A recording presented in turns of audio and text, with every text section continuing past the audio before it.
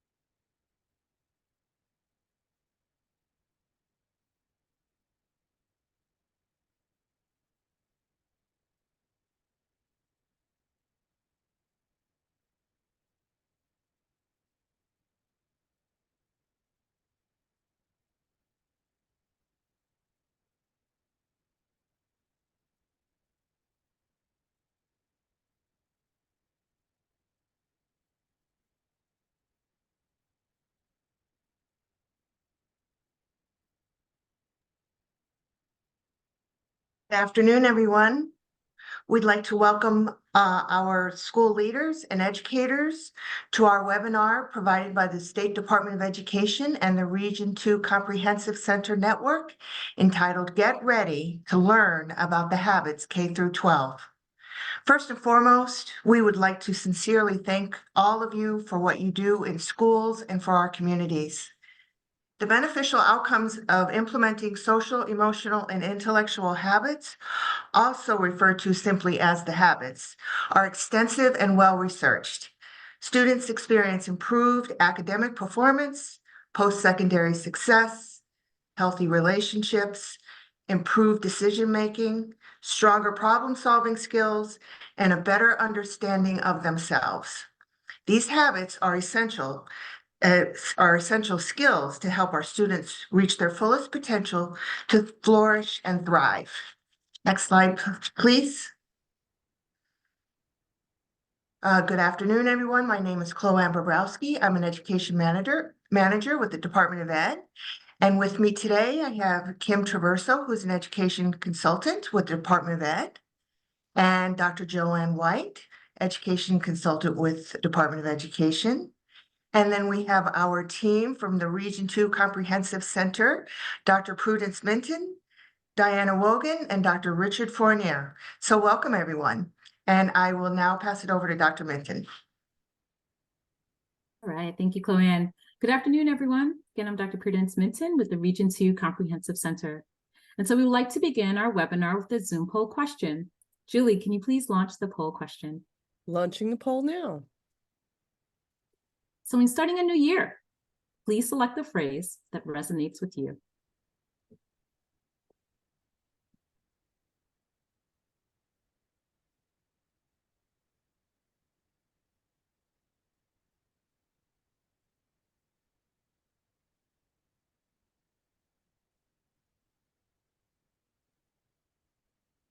About half the people have responded, so we'll give it a little more time. Thank you.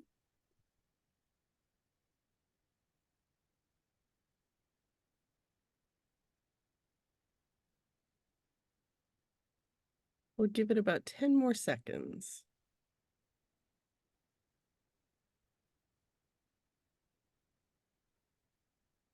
All right, closing the poll. And here's the results. Awesome. So here you can see the results. So selecting a phrase for the new year is really comparable to determining how one may wish to approach learning.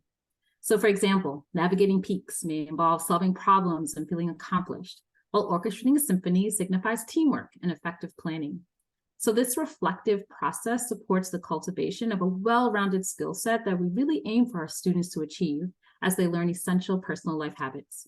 So we are excited today to share the newly adopted K-12 social emotional intellectual habits. Move us forward to the next slide. So here are some reminders for our webinar today. In the chat, if you can, to please share your name, role, and organization. We would love to know who's with us today. And then to ask a question of our presenters, you may open the Q&A panel and type your question, and we will answer your question towards the end of the presentation. And please note that the webinar is being recorded, which will be available on the state's YouTube website.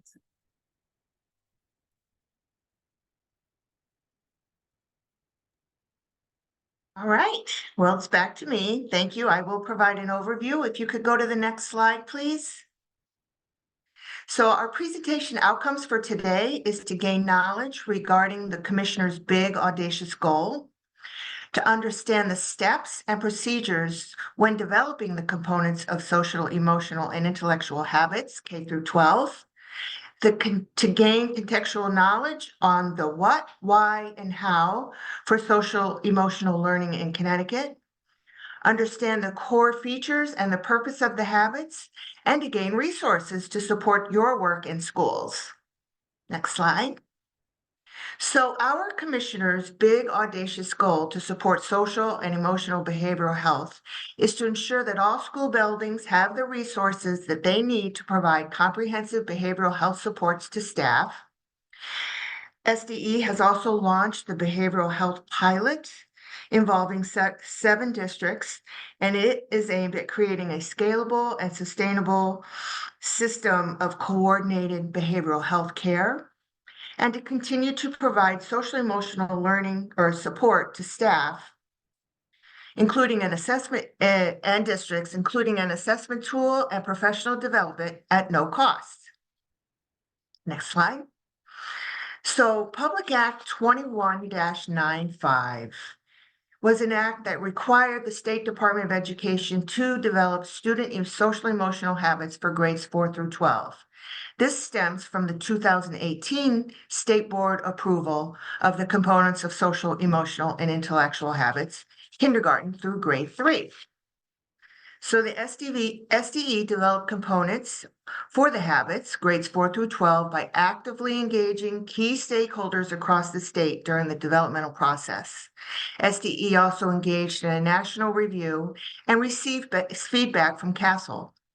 A synthesis of feedback responses among Connecticut administrators, teachers, parents, students, leaders from student support services, education-related organizations, and institutions of higher education revealed widespread support for the habits. We then worked very closely with our partners at Region 2 Comprehensive Center, who provided all the technical assistance and assisted with facilitation with our 4 work group sessions. They also compiled all of the recommendations from the incredible feedback and suggestions that we've gotten from the 4 work group sessions, assisted with the vetting of the habits document, and helped to develop resources for our education leaders, our educators, and our families. So the habits for grades K through 3 and grades 4 through 12 were then combined and approved as one document by the State Board of Education in March of 2023. We are now in the exciting stage, which supports the implementation for the habits as an integrated fashion for all of our school districts. So with that background in mind, please welcome Kim Traverso, from SDE to discuss in further detail the statewide social emotional learning landscape. Thank you. Thank you so much, Chloe, and thank you all for being here today. I have 3 questions for you. What do you want our students to be? What do you want our students to know? And what do you want our students to be able to do by the time they graduate? Today, we're not asking you to do more work, but rather you use the habits to enhance the work that you're already doing. And also, I consider that great work. The idea is to be very intentional. Districts, unfortunately, have a lot of initiatives, and sometimes we may form initiative fatigue. So using a systems approach gives you a roadmap to design a coherent system to integrate and align efforts when it comes to SEL work. First, we will take a look at the what and how we're defining SEL in Connecticut. Why is SEL so important, and what evidence supports this work, and how can we use the habits to support planning, implementation, and using integrated practices? Some things I would like you to think about during this presentation. How can SEL be a part of your strategic operating plan? Are existing strategies addressing the need, and how do we know that? And if it's not, why not? And are adults and students better off? I also want you to think about the need, capacity building, not only human capital, but also fiscal capital, resource mapping to identify the actual gaps, and where the evidence shows that you have this need. Next slide, please.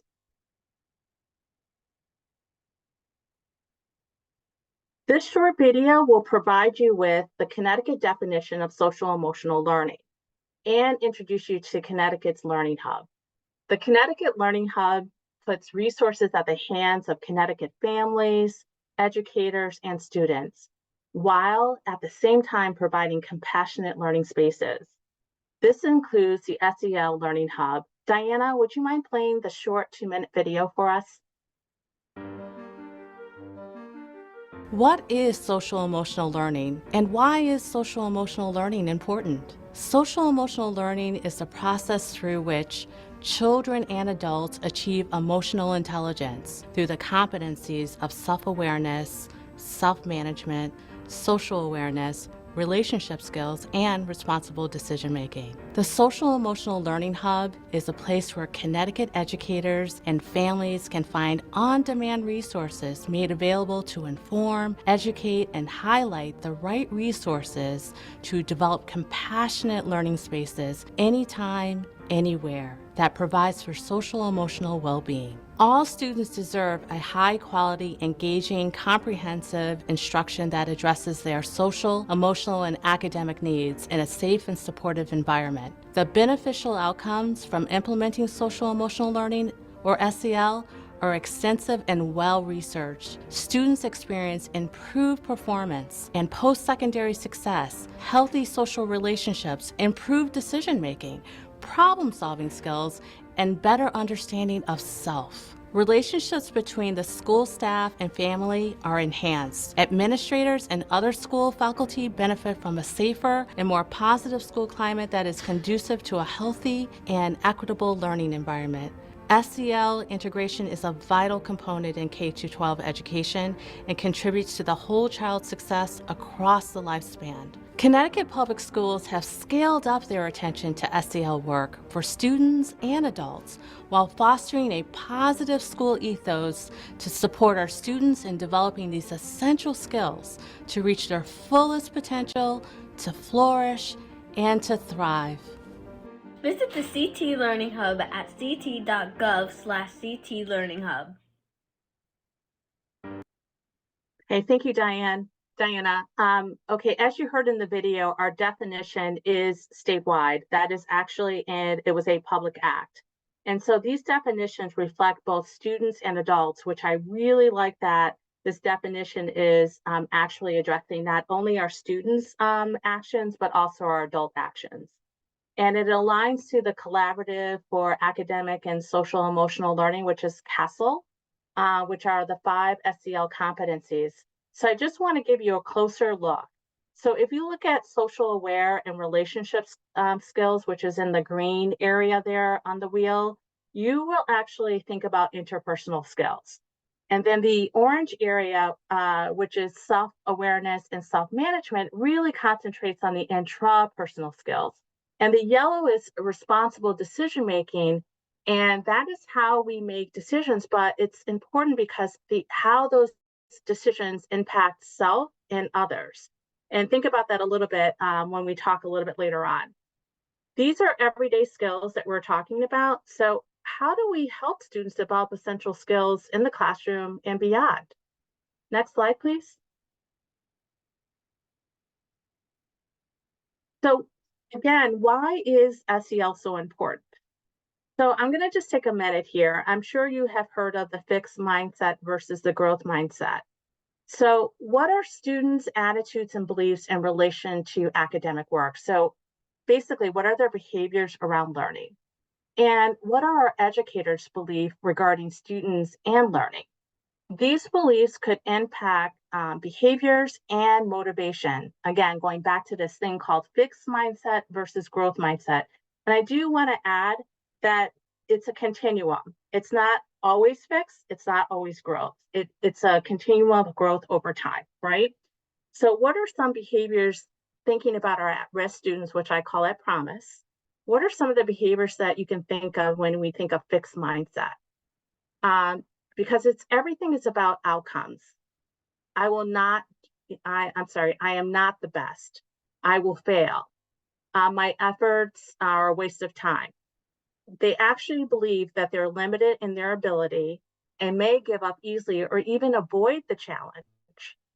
We call this also ANTS, A-N-T-S, which is automatic negative thoughts.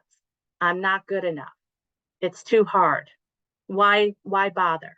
The teacher hates me. I'm not smart enough. And you've probably heard many others.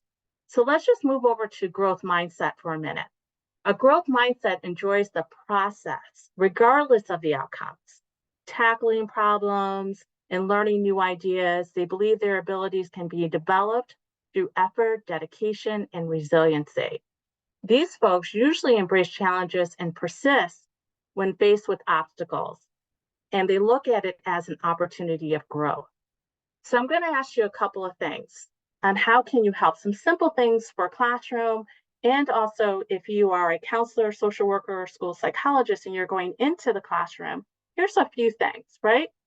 Creating a growth-friendly environment for student-centered learning. So encouraging risk-taking, mistakes as an opportunity for learning, individual goal setting, and group discussions.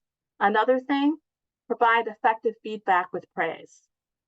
And make sure it's appropriate praise. Educators can focus on efforts and strategies students are using and the progress that they're making. This will provide the student, with their efforts and show their efforts and strategies and have a direct impact on their learning. And lastly, this is a little bit outside the box, teaching the power of yet, Y-E-T. Introducing students to the power of yet helps them transform their thinking about challenges and setbacks. Encouraging students to add yet. I have not mastered that math skill yet. This simply shifts the thinking to show the growth and the improvement and that it is achievable. Next slide. So I'm talking about a lot of things that are happening in Connecticut. Let's just go on the national scale for a minute here and explaining the why behind SEL. So research tells us that students are more successful in school and daily life when they have these three components: know and can manage themselves, understand the perspectives of others and relate effectively to others, make sound decisions about personal and social decisions. And these skill sets that I'm talking about, you're all doing in your schools. You know, that the whole great thing that we're doing about Portrait of a Graduate. How about career technical education, CTE, employability skills? How about college and career readiness skills?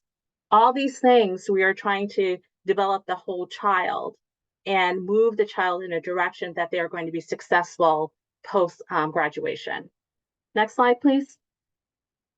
Oh, I apologize. Can you go back for 1 second? I apologize. I wanted to just add one thing. Thank you.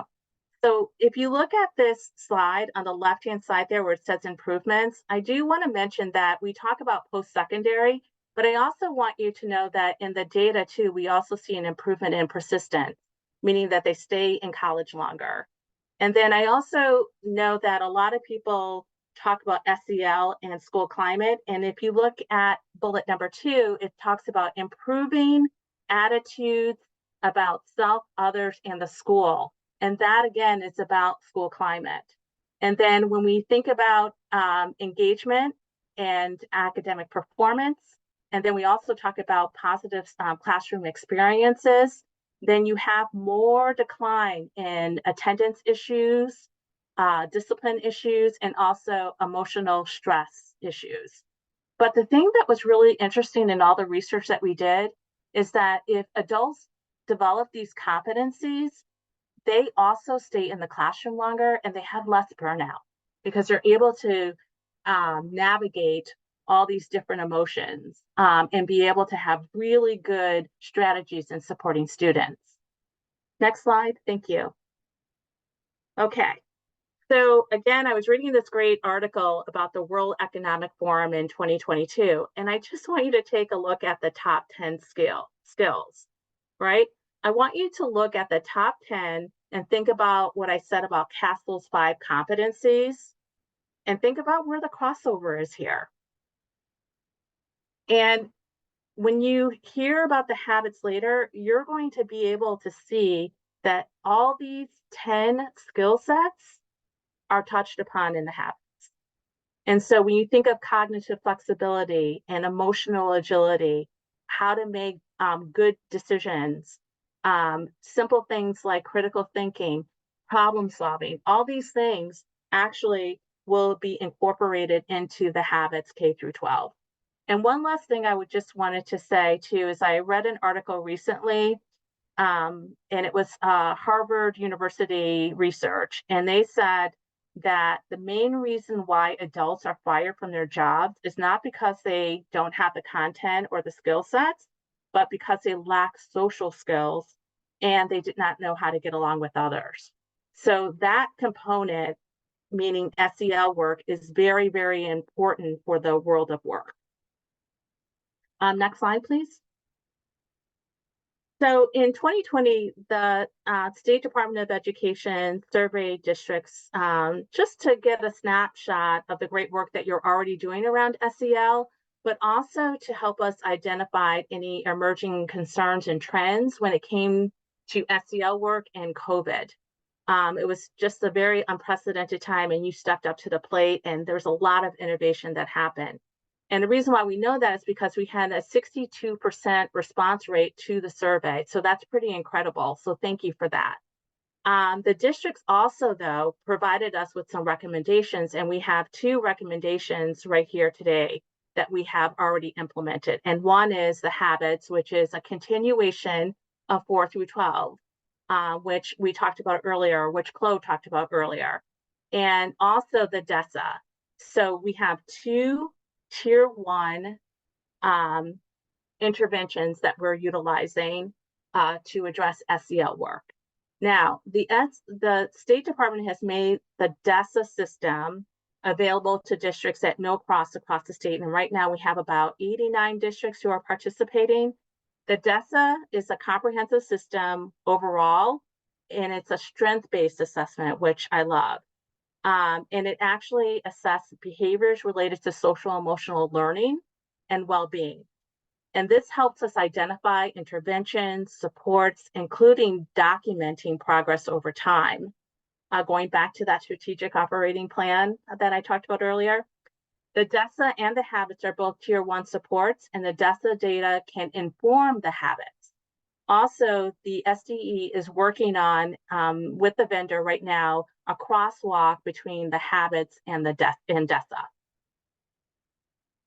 And just so that you know, the DESA is not mandatory. It is definitely on case-by-case basis. If the district wants it, we will pay for it for you. Next slide, please. Okay, this slide is pretty incredible. This is going to take only about 3 minutes. It's called Making Connections with Greetings at the Door. And this is about how an educator can make a connection with students immediately.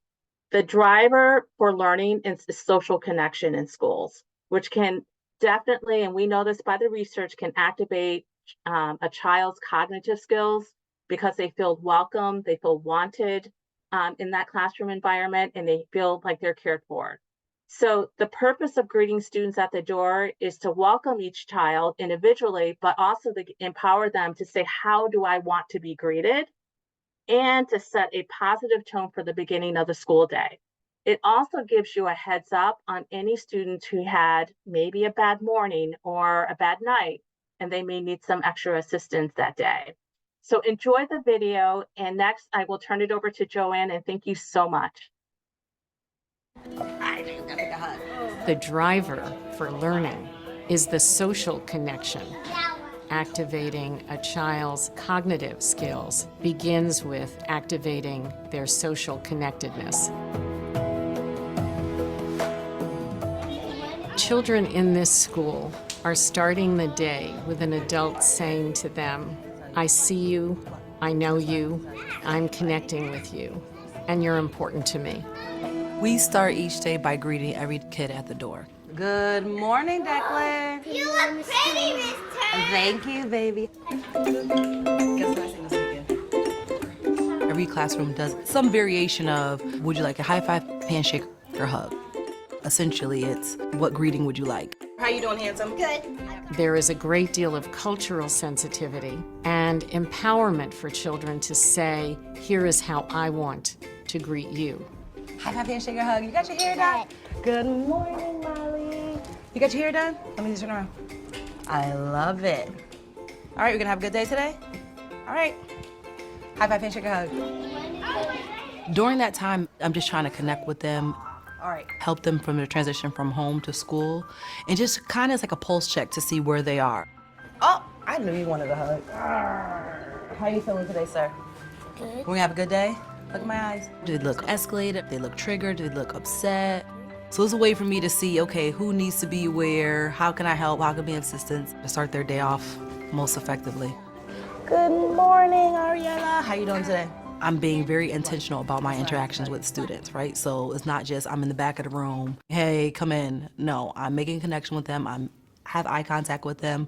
I'm checking in how they're doing. I'm checking to make sure they're okay. Good morning, friends. Good morning. I think the impact is deep relationships. I get to know my students. I get to check in with them. I get to find out something about them. They get to find out something about me. We get to make a connection. And that starts with the greeting at the door. All right, come on in. So a child is walking in the door feeling cared for, empowered, and encouraged. And that teacher is focusing in on who that child is. And that's how the day starts.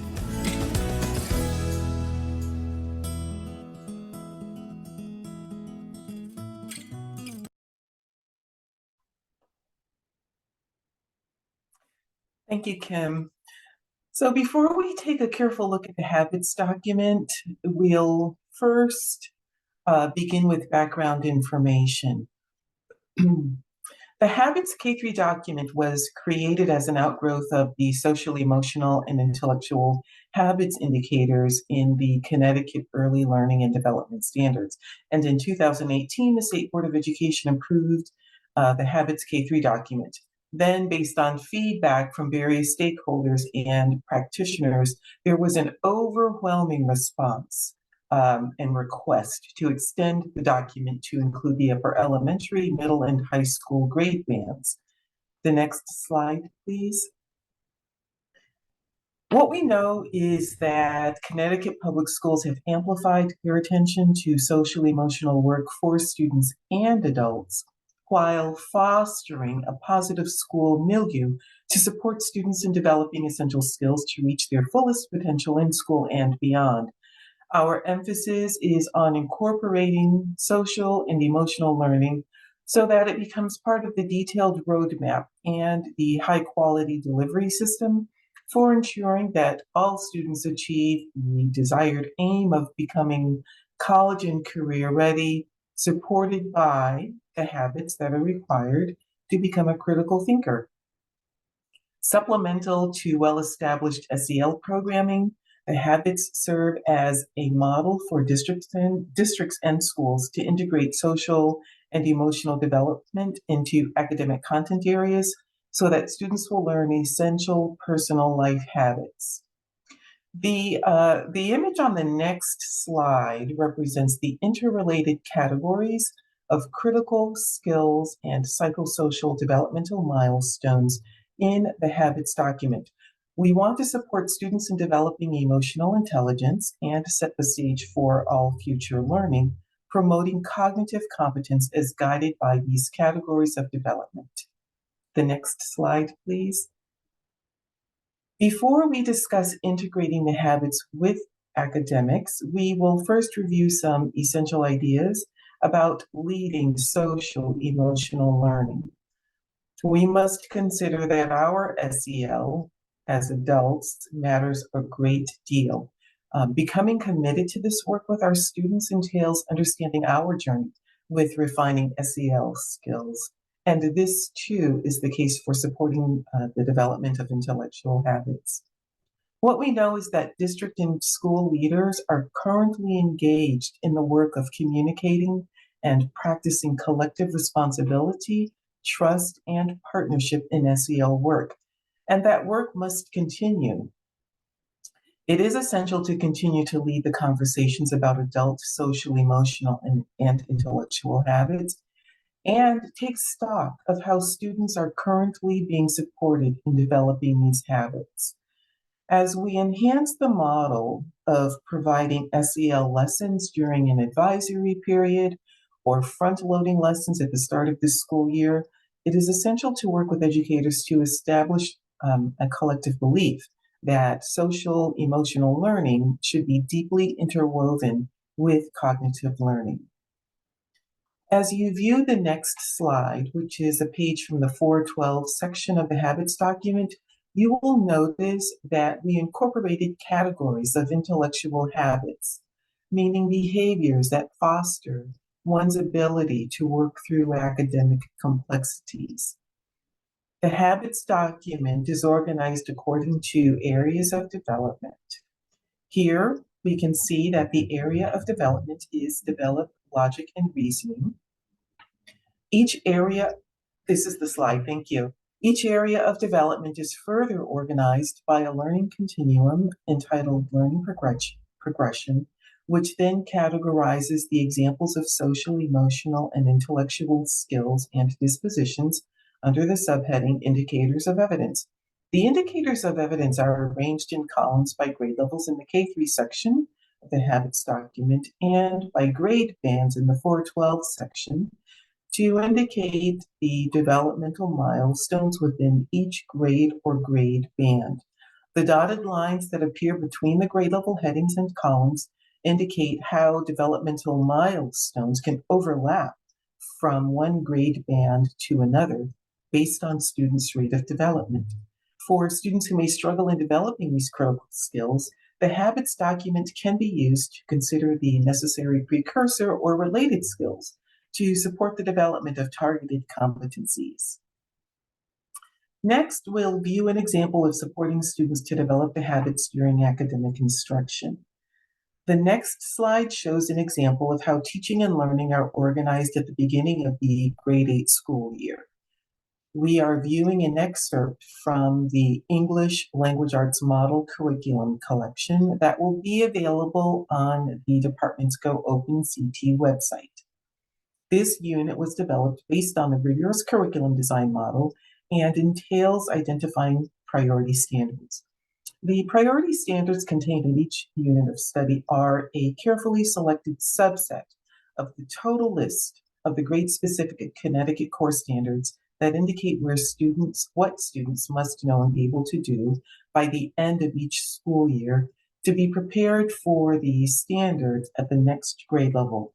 As shown in this example, we have included standards for RL, which is reading literature, W, which stands for writing, SL, speaking and listening, and L for language. These standards are all essential for supporting the development of reading and writing skills and abilities.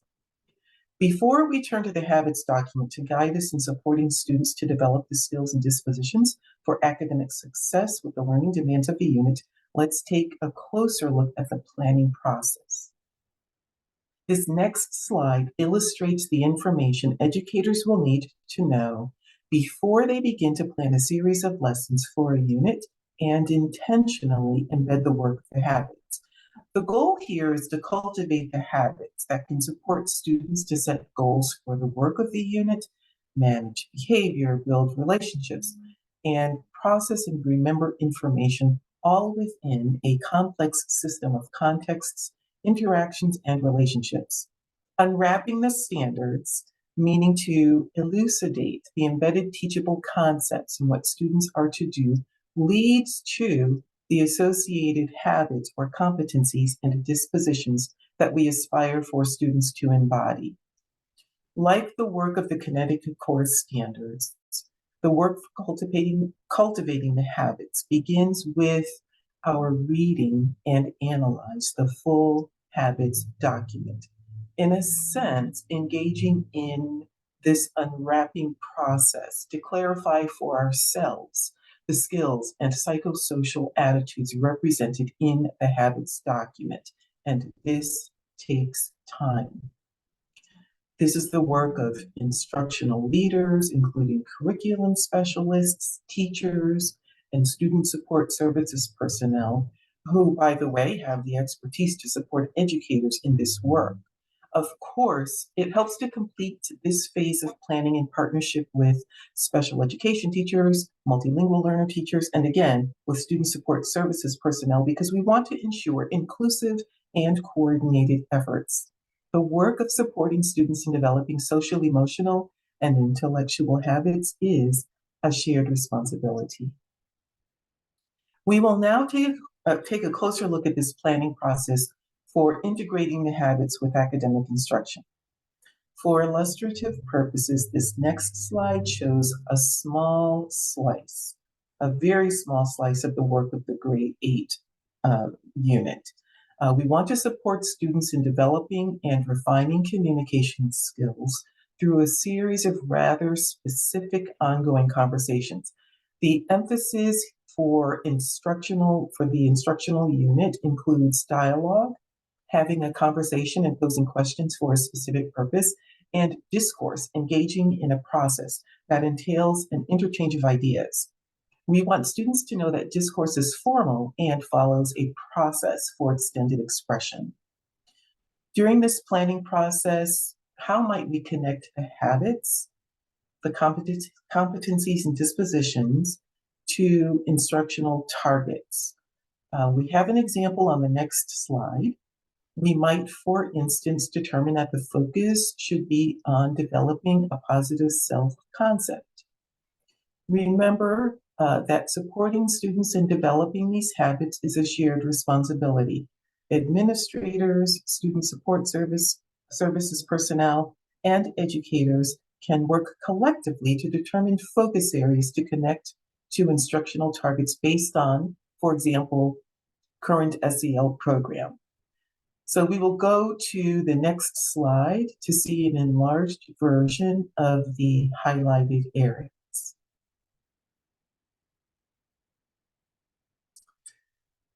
Keep in mind, the habits document serves to guide the work of developing social, emotional, and intellectual habits and does not oblige districts to adopt new curricula or programs. Rather, most of the skills and dispositions are best addressed throughout the regular school day during daily instruction, specials periods, or unified arts, advisory, and daily routines. So I'd like you to take a moment to think about how incorporating aspects of this area of development in pedagogical practices can support students' intellectual engagement and therefore learning outcomes. And then share your thoughts using the chat feature. So the question is, The questions are, how might this area of development develop a positive self-concept, contribute to and support the learning demands of the sample grade 8 unit? And why might the indicators associated with this area of development be important for students to embody as they engage in the work of this sample unit? I apologize, I may have copied and pasted the questions a couple of times in the chat. So as a reminder, the work of our sample grade 8 unit includes students posing questions that connect each other's ideas in structured dialogue and discourse with evidence, observations, and ideas from text or real-world examples. We're asking students to work together and orally rehearse their ideas as they critique and comprehend complex texts. Approaching this example through the lens of an administrator, an educator, and families, share your thoughts about students seeing themselves as competent and capable and working independently and interdependently as they engage in structured dialogue and discourse. We'll pause for just a few moments. And what we expect to see in the chat is just your thinking about how this area of development connects to this, the work of the sample grade 8 unit. That includes students posing questions that connect each other's ideas in structured dialogue and discourse with evidence and observations and ideas from text or real world examples. Do you think this makes sense? Do you think that it's worth connecting to another area of development? Maybe it's connecting to only a few of these indicators. What are your thoughts?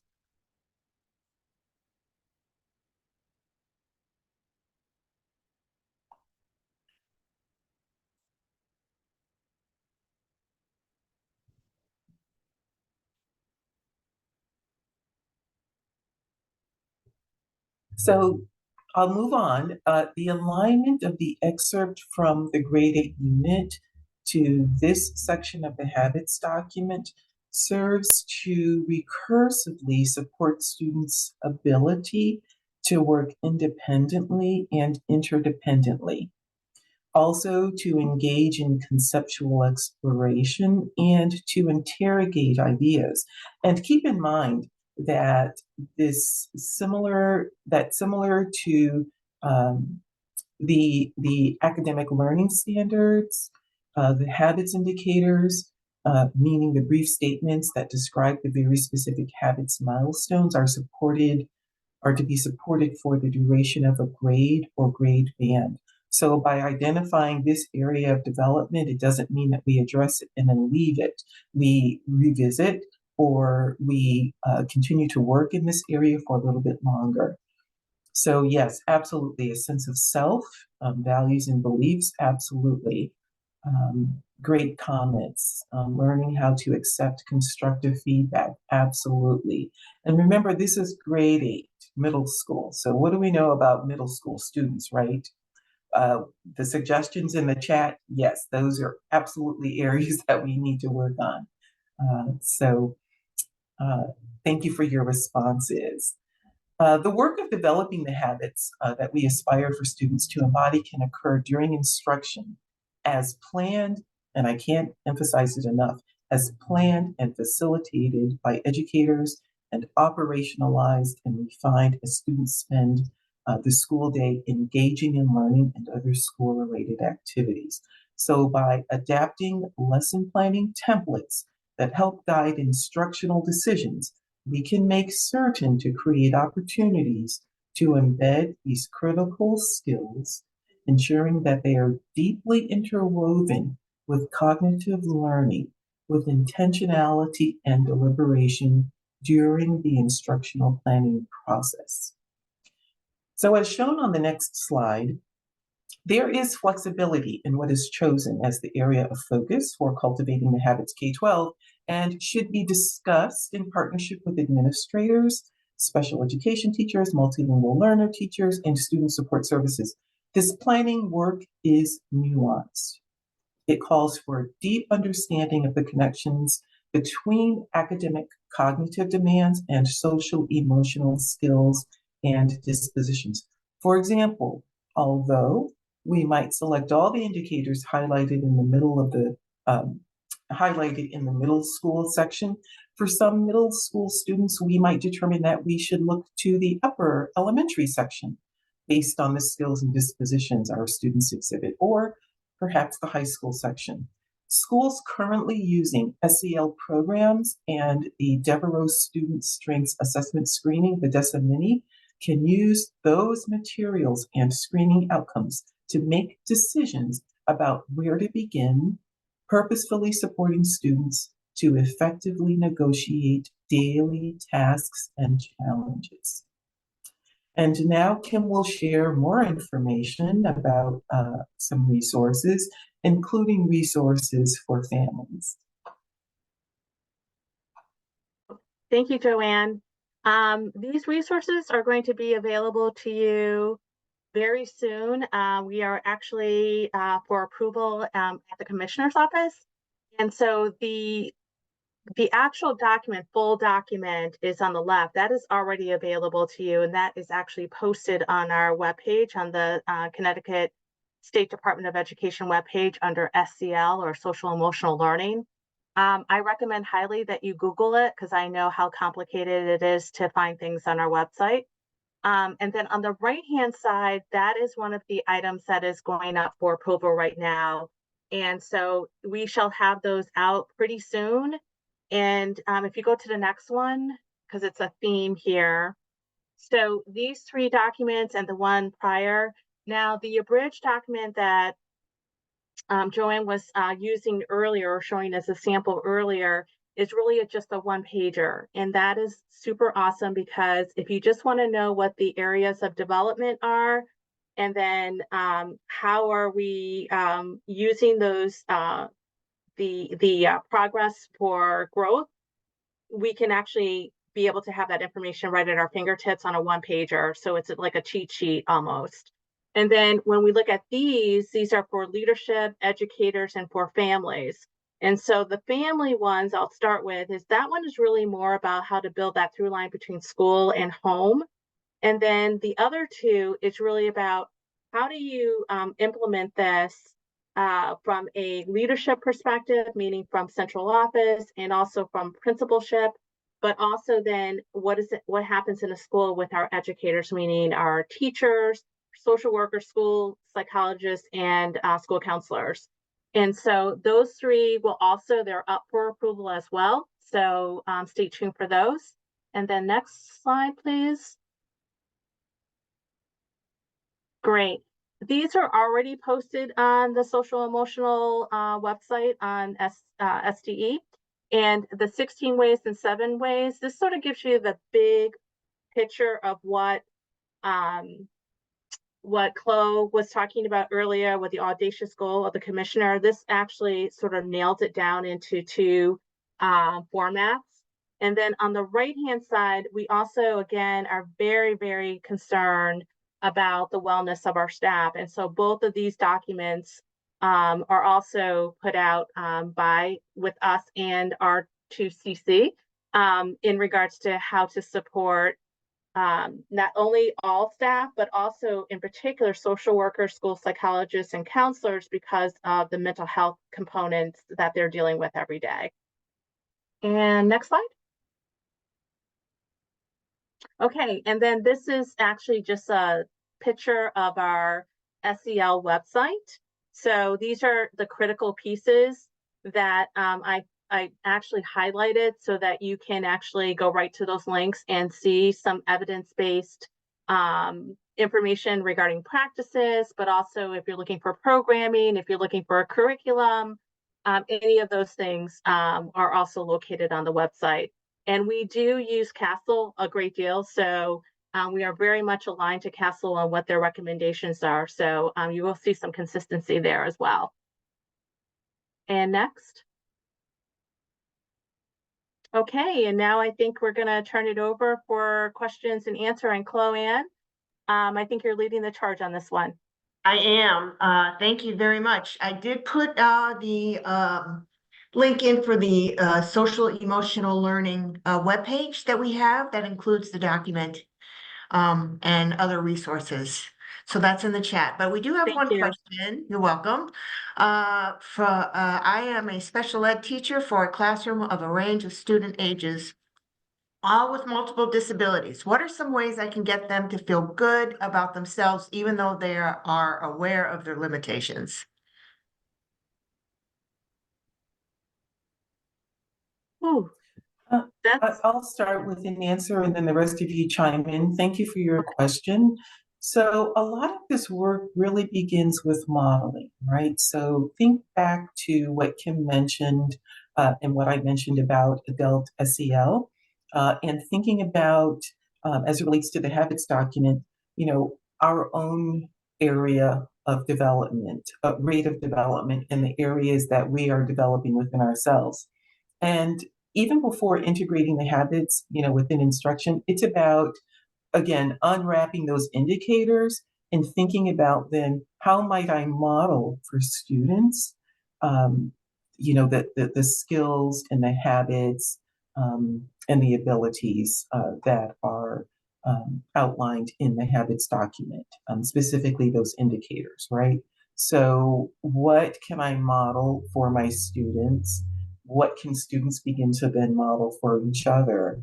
And then again, through the instructional process in daily routines, um, you know, what might you model? And look for the small wins, right? You know, sometimes we think that those, you know, things that we accomplish are so minute or incidental. But again, it's those small wins that we can, you know, begin to celebrate for students. And I think students, they catch on, right? They see the behavior being modeled, and it's nonstop. You know, I know that as teachers, you know, by the time we get home, we don't want to talk anymore because we're always modeling and explaining and, you know, helping to refine students' language and thinking because we're doing it, talking out loud, right? So it's a lot of that work to begin with. Kim? I totally agree with Joanne. She's definitely on point. And I would just add a couple of things. One is always make sure that you're setting routines and expectations for students. And then I agree with the small steps, just working in intervals and then actually giving appropriate praise when they have done something positive. But I think also, I think you really have to focus on what they can do versus what they can't do when it comes to disabilities. And then making sure that they have a voice. And if they don't have that voice, then you have to advocate for them because you're there in the trenches with them and they're going to connect with you. And so they're going to need your guidance and support. And sometimes your voice is the one that's going to be heard. So that's really, or making sure that their voices are actually going to be heard. And then the only other thing that I would add is when you look at the accommodations and modifications in their either their IEP or their 504, that you work with others, whoever is actually doing the planning for the lesson, is to really think about those modifications and accommodations and how they can work within that lesson that day, because then that opens more doors of opportunity for that particular child. And just think about how they learn, like what is their, you know, are they more visual? Are they more, you know, like hands-on? So where is it that you can incorporate that into that actual lesson plan? And then always provide feedback too, to let them know where they are and how they're doing so that they feel like they're part of the process.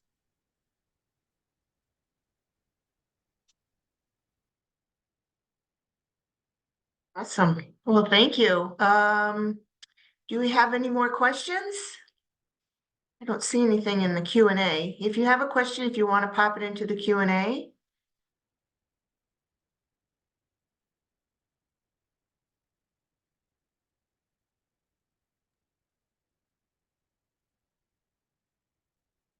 Well, I don't see any more questions right now, so, but of course, we are going to be providing our contact information. So if we want to go on to the next slide, that'd be fine.